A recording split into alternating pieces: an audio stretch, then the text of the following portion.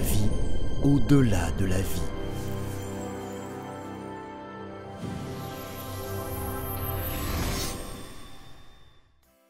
Je voulais aussi te présenter tes arrière-grands-parents. Bien que tu ne les aies pas connus, ils sont quand même nos proches. Oh, c'est intéressant. Où sont-ils aujourd'hui? Ils étaient des académiciens, jusqu'à ce qu'ils finissent dans les camps de Staline où ils sont morts. Et maintenant, ils dirigent une école pour enfants. Concentre-toi sur moi et volons les voir.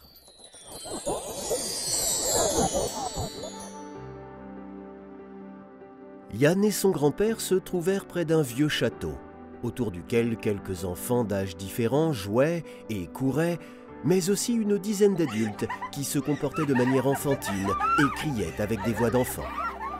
Au porche, près d'eux, se tenait un homme majestueux vêtu de vêtements du début du 19e siècle.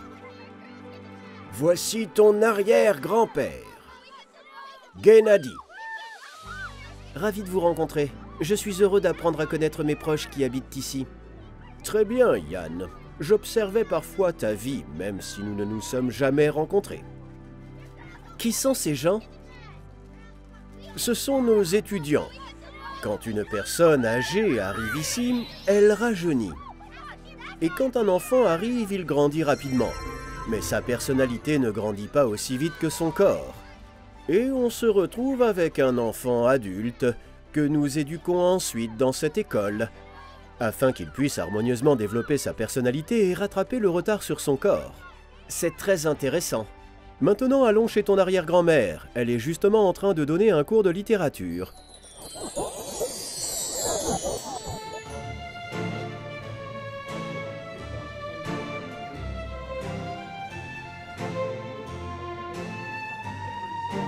Voici Olga, ton arrière-grand-mère.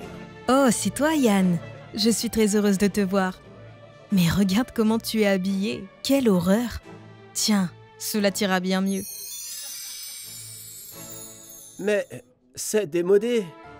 Pourtant, cela te va bien. Ne voulant pas décevoir son arrière-grand-mère, Yann accepta sa nouvelle tenue et demanda « Est-ce vraiment les 3 mousquetaires ? Et le D'Artagnan de Dumas ?» Oui, mais ce ne sont pas de vraies personnes. Seulement les fantômes des personnages. Chaque écrivain, quand il écrit son livre, crée les fantômes de ses personnages. Les lecteurs les nourrissent de leur énergie et ils deviennent très puissants. Puis à leur tour, ils peuvent influencer ceux qui lisent le livre. Comme s'ils remplissaient le lecteur de leur esprit. Et bien que Dumas ait décrit des événements historiques, ces personnages sont différents des personnes qu'il a décrites. Est-ce que ces fantômes sont vivants eux aussi? Peut-on parler avec eux? Oui, mais ils sont comme des robots. Ils ne jouent qu'un rôle et ne sont capables de rien d'autre. Les gens leur ressemblent, mais ont plus de rôles qu'eux. Et de temps en temps, l'un d'eux peut mourir et un autre se forme à sa place. Surtout quand il grandit ou entre dans un environnement différent. Oui, moi aussi j'aimerais étudier dans une école comme celle-là. Il n'est pas trop tard. Nous avons aussi des adultes qui apprennent chez nous. On ne donne pas de notes car elles ne font que susciter un complexe d'infériorité ou développer notre ego. La personne commence alors à étudier, non pas pour la connaissance, mais pour une note. Et c'est stupide.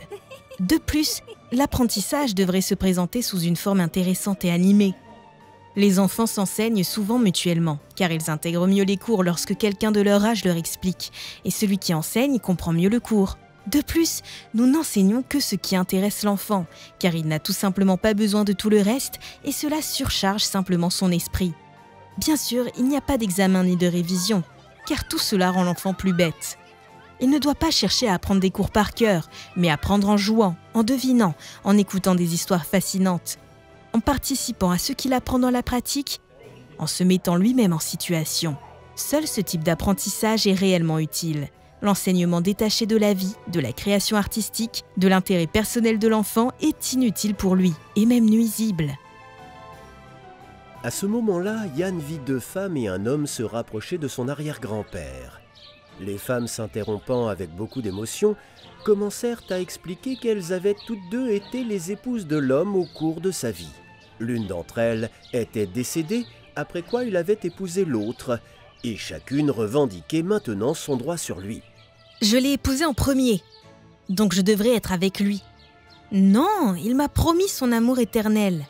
Attendez, attendez.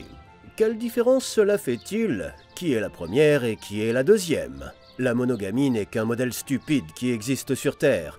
Tout cela n'est pas nécessaire ici. Si vous voulez, et que ça ne dérange pas votre homme, alors soyez ensemble tous les trois. Le seul problème, c'est votre éducation.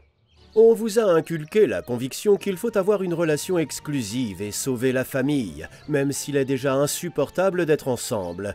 Mais tout cela n'a aucun sens. Les gens peuvent en toute sécurité faire ce qu'ils aiment et ce que l'autre aime. Les musulmans ont 4 femmes. Dans le monde antique, la polygamie était courante au Tibet, et sous le matriarcat, les femmes avaient plusieurs maris. Il y a tant de modèles de construction ignorants inventés par notre société malade. Mais il n'y en a pas besoin, on peut vivre comme on veut, tant que chacun se sent bien. Mais pas bien du point de vue d'un modèle, bien pour son âme, en s'efforçant de vivre dans l'amour et l'harmonie et non dans une compétition égoïste.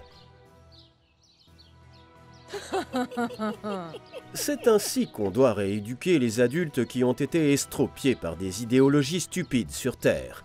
C'est le genre d'idiotie qu'ils imposent aux gens là-bas, et ils en souffrent toute leur vie.